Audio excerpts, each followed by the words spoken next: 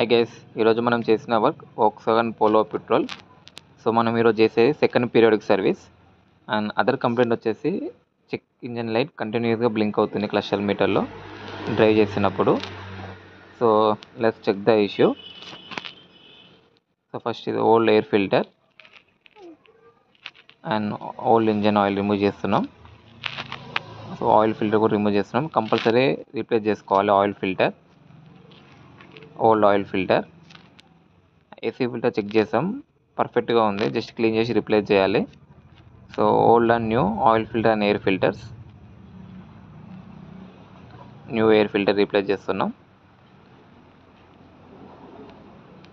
New oil filter.